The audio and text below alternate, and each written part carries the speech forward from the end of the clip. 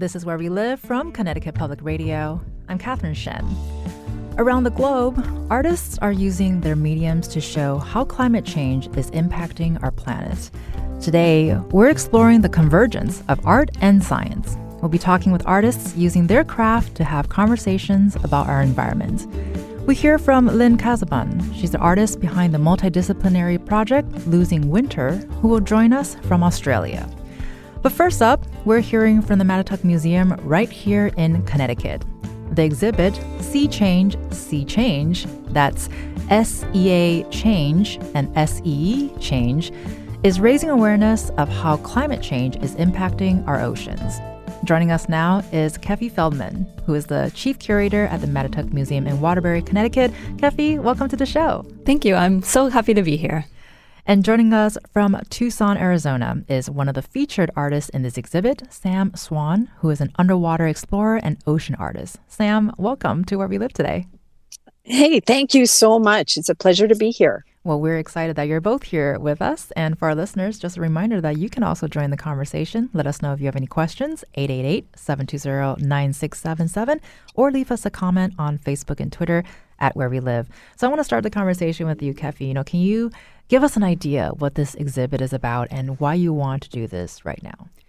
So this exhibition starts with the question, what if museums and artists use their platform to raise awareness about global climate change? Will we see change?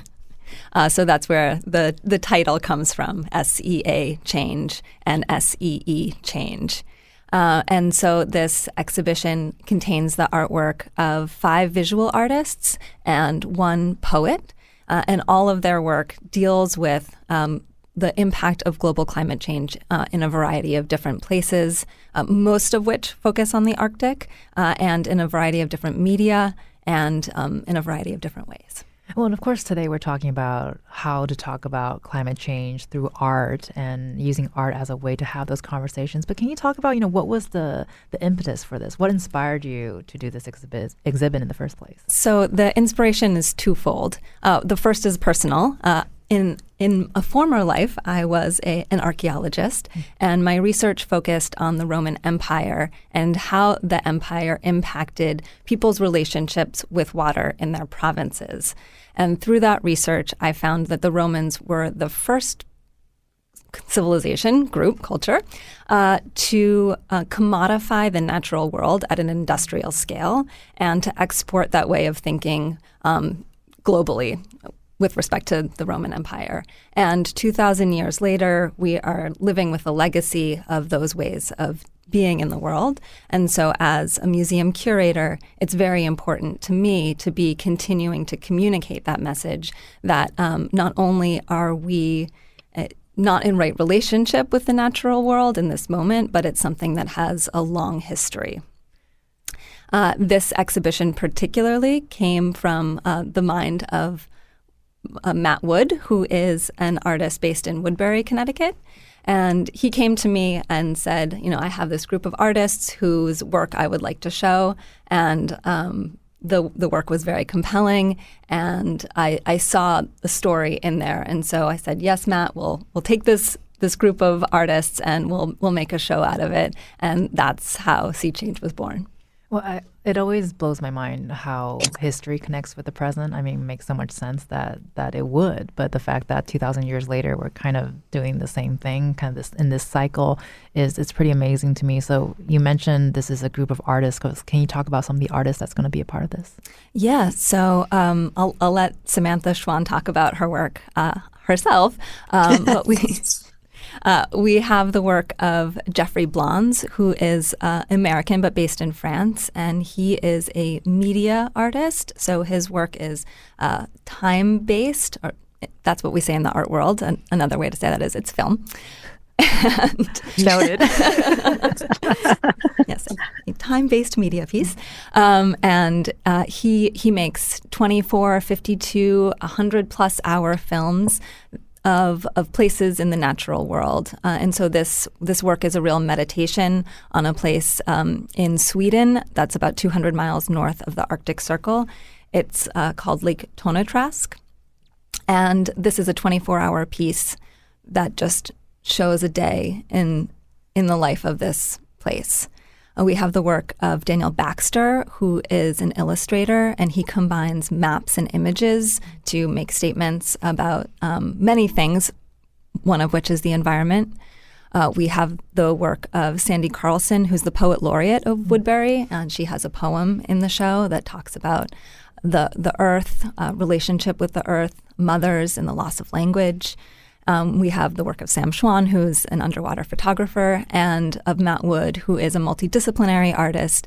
He has painting, photography, and sculpture in the show. Well, I love the scope of this. It's not just one medium. It's so many different kinds, especially learning time-based pieces now. That's new for me. Now I'm never going to look at a film the same way again. And Sam, we want to bring you in to talk about your work, but I'm sensing there's a lot of former lives here. So before we get to your amazing artwork, you started working as an underwater photographer, but you were already a diver before that. Yes, talk about your experience. Oh, I started diving when I was 15. So I really got into it by complete accident. It was during school, and every year they would send us on a 5-day out week. And I was really late in turning my form in, and diving was the only thing left.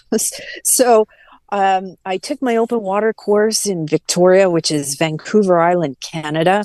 And as soon as I slipped beneath the waves, I just was astounded at the variety and marine life that's there. I had really no idea. And then when I became grew up and kind of through the years started training and doing more diving, I was just absolutely fascinated by all the marine life that was there in Canada, which I had absolutely no idea of. So my travels have kind of taken me all around the world. I definitely have a focus and a love for sharks and shark habitat. And I guess in 2016 was when I really embarked on my first project, which was Hope Spots, which the work in the current exhibit really concentrates on is Hope Spots. And you started diving, I think, in 1994, and we're having this conversation today. How have you seen the oceans change? From that first moment you took a glimpse of underwater until today, how has that changed for you? Well, for me, I've noticed a lot of different changes.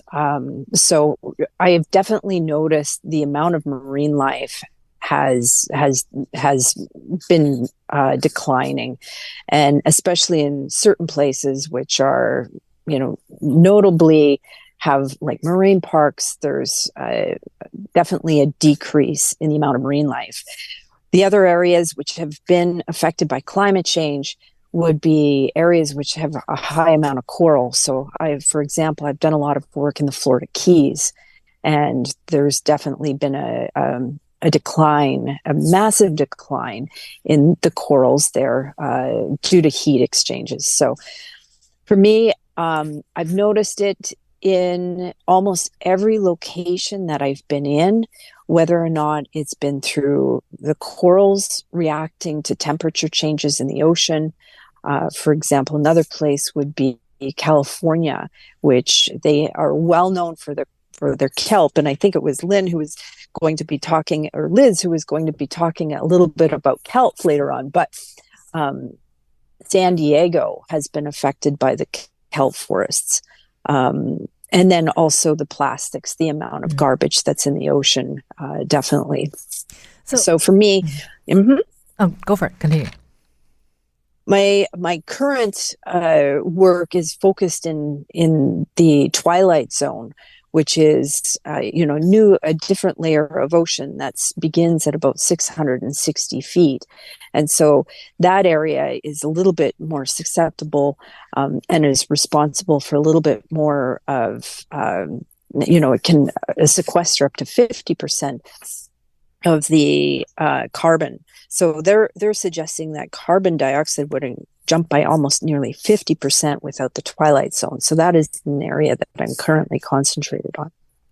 I just wanted to jump in and say that I forgot to mention the work of Zoe Matheson, who's also in the show, and her work also deals with plastics in the ocean. So I didn't want to leave her out. It's very important to make sure that absolutely. I think we were talking about earlier. It's like they're all so connected, and it's interesting seeing modern sensibilities affect the ocean. And Sam, I want to ask you, when did you make the connection that you could use photographs to start conversations about the ocean? But I want to go into first, because you've been talking about, experiencing the underwater environment and seeing the changes that you're seeing. So what has that been like, capturing what you're seeing? How do you go about doing that? What's your process? Because it sounds like it can be a pretty emotional experience.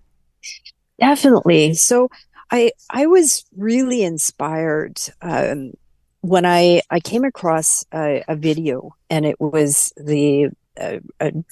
in 2009, legendary oceanographer Dr. Sylvia Earle presented a TED Prize-winning talk on her vision of establishing a network of oceanographers, of scientists, of photographers, of anybody who is interested in protecting the world's oceans.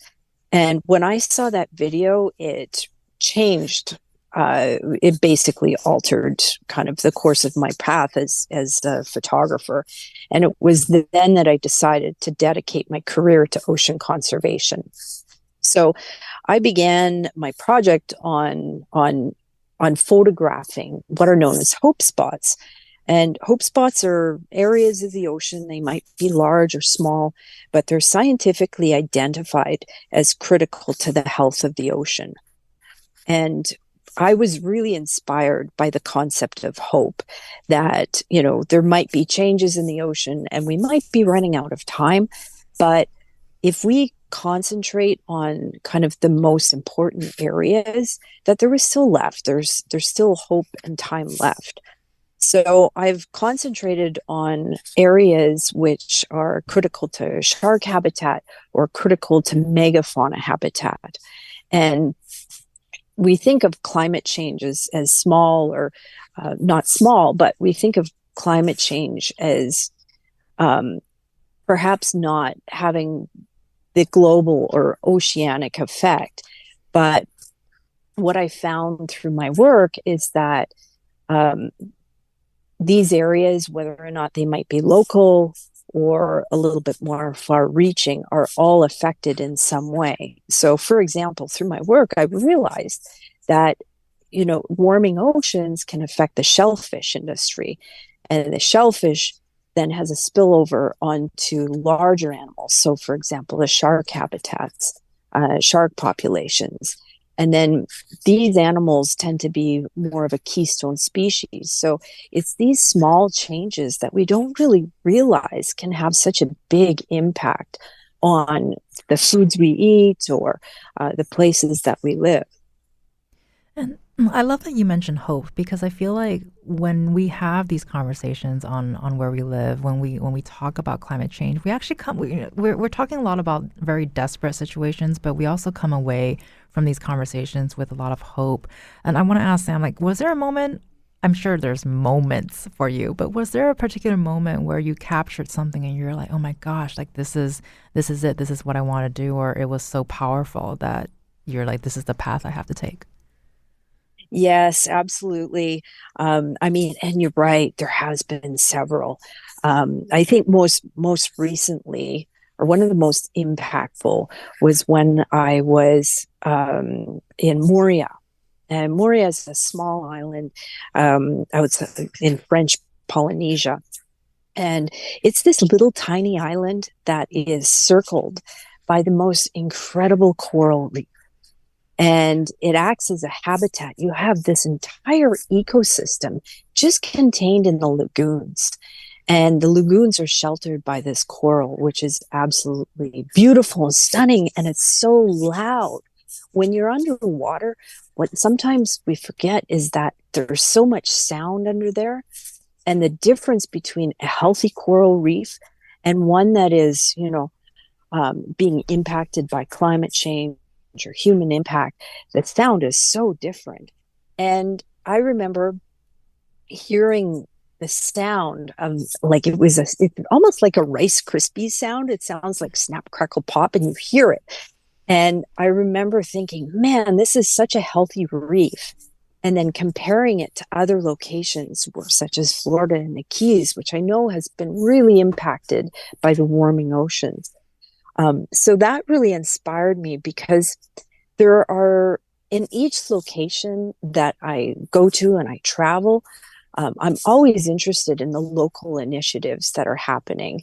And I know Moorea is one of the places where you have an organization known as the Coral Gardeners, and they're very active in reestablishing their coral reef. They're implanting corals, they're working very, very hard to maintain the coral. So that was one. But I think the most truly defining was being inspired by the story of Cabo Polmo. And Cabo Polmo is a small fishing village located in Baja California. And in 1995, it was a village, I think, about 15 families, so very, very small. And they were finding that the fishing charters that were coming in to kind of, they were fishing, and they were also accidentally destroying their coral reef, which was estimated to be 20,000 year old. And so the community petitioned the government, and nearly 14 years later, after creating this marine park, they found 114% increase in the amount of species that had returned to the area. Wow. So for me, it was really inspiring, because you had this story of a small community of just really concerned individuals who had, petitioned together, who had worked together and made a real impact in their local environment. And for me, that was really inspiring, because I knew that, we all have a part to play, and we can all create change just by, focusing on something that we really care about and moving that forward. Well, the impact I didn't expect to have today is, next time I bite into a Rice Krispie treat, which is going to be really soon, actually, is I'm going to be thinking about coral and what I can do to help. Because no joke, there are some in my drawer that's waiting for me as we speak. And I want to get to Kefi to respond to some of the things you said, Sam. But before we do that, I do want to ask, especially with your photographs, and real quickly here, can you talk about the ways that art can capture our complex feelings about climate change? Yes, I think so. I mean, for me, when I'm photographing, especially in the water, I think what happens is that it's a different type of, if you're photographing on land, you can kind of control how things go, or the lighting, or whatever. But underwater, you're just such a passive observer. And I think for me, that's one of the most, it's a beautiful thing, but it's also where you have to kind of let go and just let whatever happens come your way. And so when I'm photographing, I try and put myself in a different environment. So for example, I can go to a location which is known for its sharks or whales or kelp forests or whatever. But once I'm in the water, you just have to let what happens happen, and then photograph that moment. And I think there's a beauty in that. And whenever I'm photographing or in the water, I think that's how I'm able to kind of connect with nature on that plane.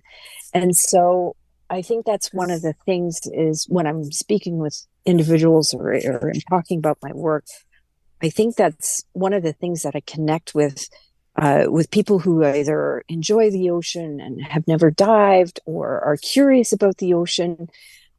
That's one of the things that I can kind of connect on, is that you're in this really peaceful environment that maybe it seems scary, maybe it seems unfamiliar, because we're, as humans, we're kind of desensitized in the ocean. We lose all of our senses. So, our vision is off, our touch is off. So we have no sense of smell. So we're really stripped to the core, and just left to observe. And I think that there is a real power in that, because it really connects us to the ocean and connects us to the natural world.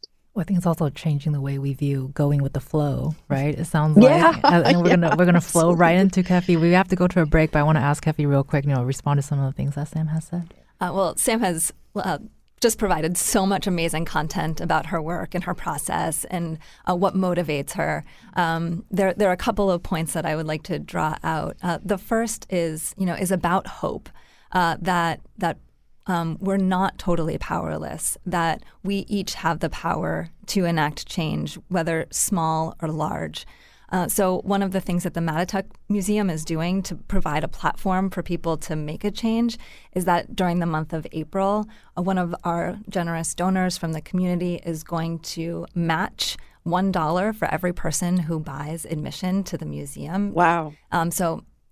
April is Earth Month, so we figured that would be appropriate. That's great. So by coming out to see the exhibition, by supporting the Mattituck Museum, you'll also be supporting Mission Blue, the organization that Sam is so closely associated with and that is doing such important work to save the world's oceans.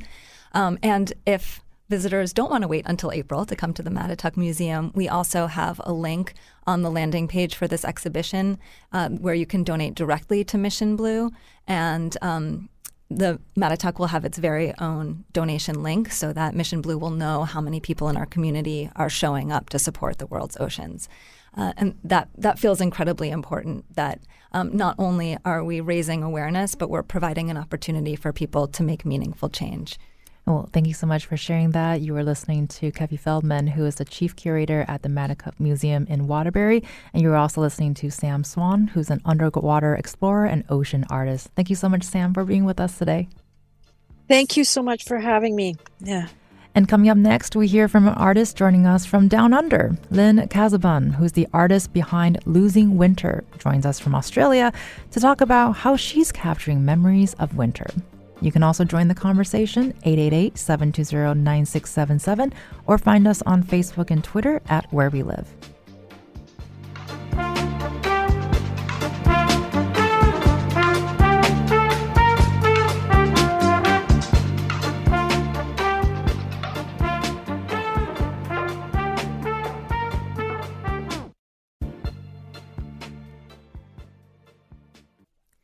This is Where We Live from Connecticut Public Radio. I'm Catherine Shen. This hour, we've been hearing about how artists are capturing our complicated feelings about climate change. Earlier this year, Where We Live talked about how snow loss is impacting our ecosystems and community right here in Connecticut. And joining us now is Lynn Casabun, who's been exploring the idea of losing the winter we once knew through her multidisciplinary traveling art exhibit. Lynn, welcome to the show today. Yes, hello. Thank you for having me. And for our listeners, you can also join the conversation, 888-720-9677, or leave us a comment on Facebook and Twitter at Where We Live. So, Lynn, we've been having deep conversations about climate change. Can you talk about what inspired you to start this project, Losing Winter? Yeah, sure. The project started back in 2018, actually. And I would say the kind of inspirational moment for me was when I came across a photograph of myself as a child. I grew up in Michigan and near the lakes. And this particular photograph captured me actually feeling very miserable because I wasn't dressed properly for skating on the lake where we used to skate as kids.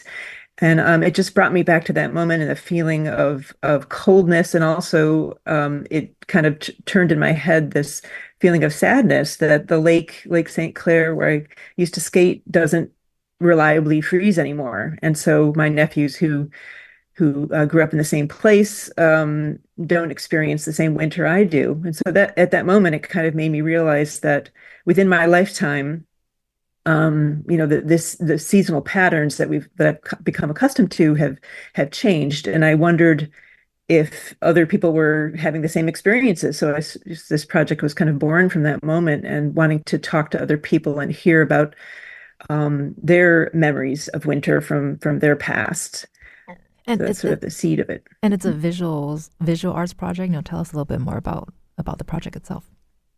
Yeah, it is multidisciplinary project, multimedia project. It is visual, but it's also audible. So I record memories from people on video.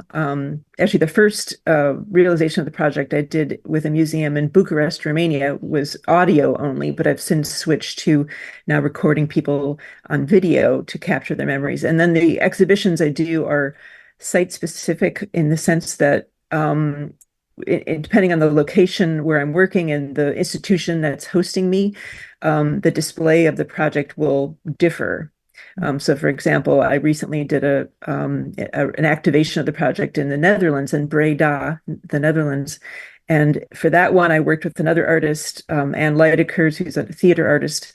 And we worked with three young performers. We created a performance and an installation. But the memories are actually collected from individuals who are aged 80 and up at a senior elder community in Breda.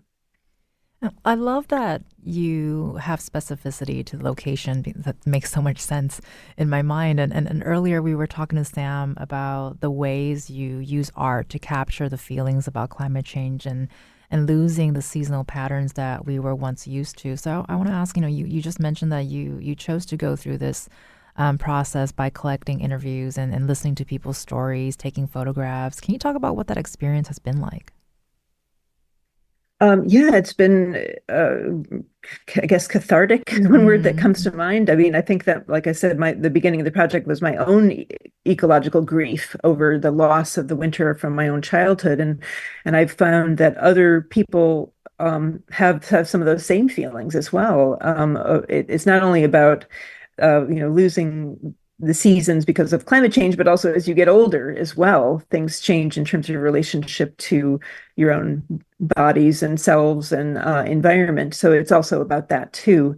So it's kind of comforting to know that I'm not alone in the feelings of sadness that I might be having. It's also the other goal of the project is to, like I'm just describing this one activation in the Netherlands, is to connect young people with older people who have these memories so that the young people can listen to them and kind of know how things used to be. There's a term that was coined by a philosopher, Peter Kahn, environmental amnesia. And that's when, with each generation, the standard for what's normal in the environment, in this particular case, the seasons, changes. So what young people might think of as a normal winter in Connecticut is not the same as somebody who's in their 80s. And so I want to kind of bring these two groups of people together so that we know what we're losing culturally as well as personally from these changes. Well, and you mentioned environmental amnesia, and clearly you described the importance of the intergenerational aspect of it, understanding what we're all losing, I guess, collectively. But there are only certain memories that exist in other people that I can learn from, I guess, from this conversation. So what does the phenomenon of environmental amnesia mean to you? Well, it means, precisely that the people who are, coming up, the people in their 20s are thinking that it's a particular norm for winter in the Michigan I grew up in. It's not the same as the one that I have. So you kind of forget and you sort of just go on and think that's normal, or what I've learned, like in the Netherlands, is kind of the winters they're having there in the southern part of the Netherlands are more rainy, and there's less snow. It's also more kind of gray and miserable. So people are not really enjoying the winters like people when they were younger, when there was more snow and you could go out and play in the snow. So it's a kind of a collective forgetting, I guess, of how things used to be. And I think that it's not only sad, but it's also kind of leads to a kind of passivity and acceptance to the changes that are going on because of climate change. And so I think we need to remember what we're losing so that we're more apt to do something about it. to mitigate those impacts. Right. And as we continue to navigate through the complications of these feelings and to try to mitigate those impacts, as you collect these memories from various generations of people, are you discovering, are people having complicated feelings about winter? Is it very different from people to people? What has that been like for you? Yes. Some people don't like winter. So, sometimes I talk to people who say, well, I never really liked it anyway. But at the same time, it's, I think that, people are just asking the question to share a memory makes them reflect on how it used to be, how they used to be as a child, and how they, maybe enjoyed winter when they were a child, and now they don't so much when they get older.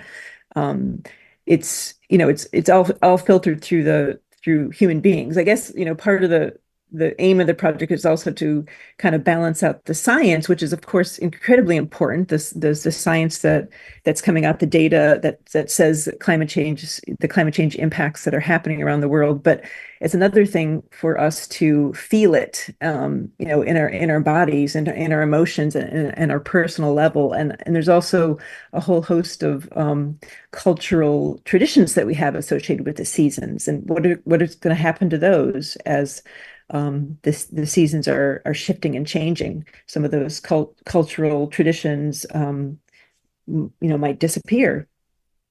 Well, and you mentioned earlier too, because you've been to so many different locations, and every location is a little different from the next. And this exhibit is also site specific, as you described. So can you talk about what does that look like? How have you been able to sort of tailor each exhibit to the location that it's at?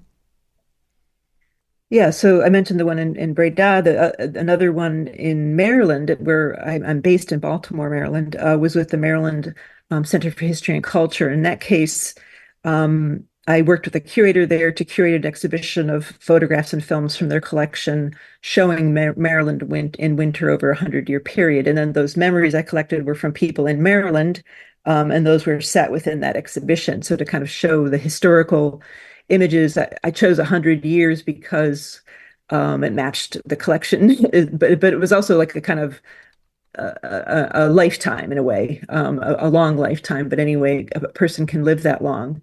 And so, to kind of show how things used to be through the filter of photographers in Maryland, and then set those against the contemporary people telling you their memories. I also did a version of the project in Massachusetts, neighboring it with at Orsman at Smith College, and in that case, talked to older people in Springfield, and then worked with Smith Theater students who listened to those recordings and then did original monologues that they performed, and I recorded those on video. And so the installation in that case in the gallery was the combination of those videos of the Smith students and then the older people from Springfield, kind of as a counterpoint to each other in a kind of dialogue. Yeah, so it depends on the situation. It depends on the budget of the institution I'm working with as Right. well, like what's actually possible. So I like to call my practice modular. I kind of adapt it to the situation, and do as much as I can Right. with what I have. Well, and before we go to break, I want to ask, because earlier you mentioned collective forgetting, but your project really also captures the importance of community and also collective memory. So can you talk about, why was it important to capture these memories and preserve them? I think of it as like a time capsule. It's almost like a kind of have this aspiration that the project will live on into the future, and that people can go back and listen to these memories and actually, get some information from this archive of memories. It's also, it's a way to bring people together, to have a conversation. I think that the emotions that we're having, and that it's only going to increase in terms of the impacts we're experiencing of climate change. It's really important that we talk about it. It's not, so we can't just kind of forget about it and just pretend like it's not happening. We can, but then it's going to have impacts on our mental health and our physical health. And so the project seeks to bring people together to talk and to come together as a community, and there's strength in that. What we can do together is so much greater than what we can do on our own. Just kind of uh, feeling sad about what's happening and feeling powerless to do anything about it. And one final question for Kefi before we go to break. Kefi Feldman, who's the chief curator at the Mattituck Museum. As a curator, hearing what Lynn just shared, what are your thoughts? Am I? Oh, you can hear me? Sorry. Go for it. Okay, great. So, Lynn, this is such important work, and I'm just so grateful for the work that you're doing to create this catalog of memories. And there's a way in which, by creating this archive, as you called it, not only does it provide us an opportunity to learn from the past, but it does provide us an opportunity to connect with our emotions. So much of the conversation about climate change is data, and I think a lot of people may feel lectured by it and also hopeless. Mm-hmm. And so by grounding it in story and experience, it provides people a real emotional touch point, I think, to connect to this issue that impacts all of us, as your work clearly proves. Well, thank you so much, Kefi, for responding. And you were listening to Kefi Feldman, who's the chief curator at the Mattituck Museum in Waterbury here in Connecticut.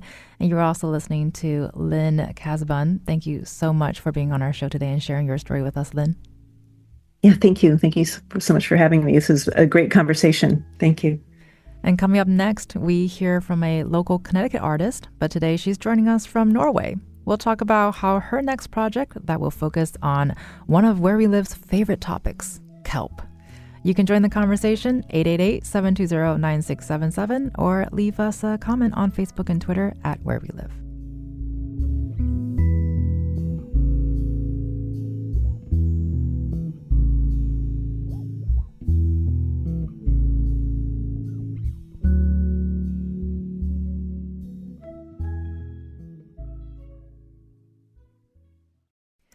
This is Where We Live from Connecticut Public Radio. I'm Catherine Shen.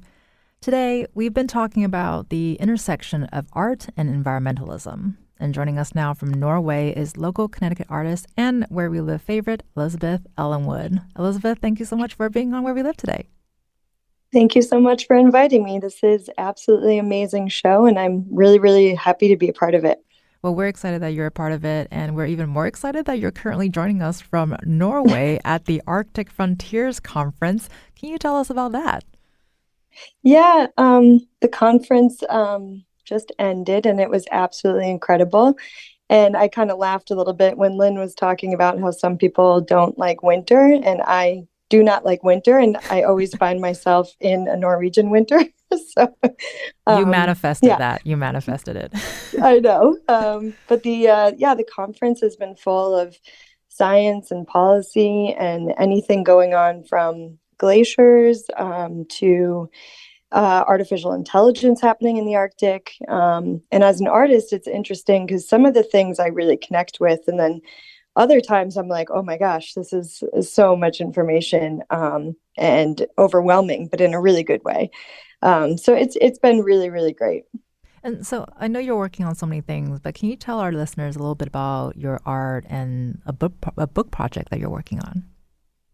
Yeah, so I traveled to Norway in 2021, 2022 as a Fulbright scholar when I was working with researchers and scientists at the Norwegian Geotechnical Institute here in Oslo.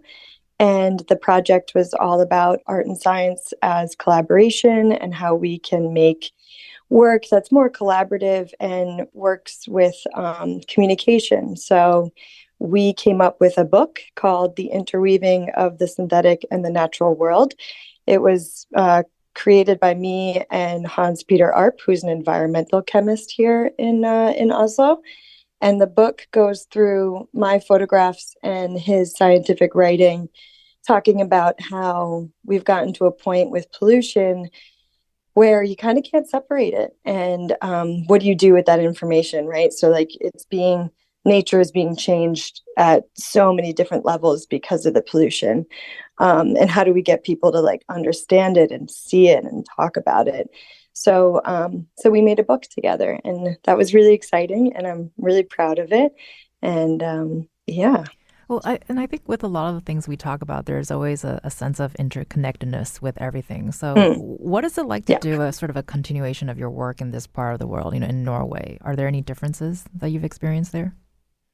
No, I mean, I think we're all kind of having the same conversations, maybe in different ways, but I always go back to the pollution that I'm seeing. So, like back home in Connecticut, going on beach walks, and then here in Oslo, going along the shore, like all of the pollution is the same. Like I'm picking up plastic bags and bottles and fragments. So I think, we're all kind of having these same conversations about what we're seeing.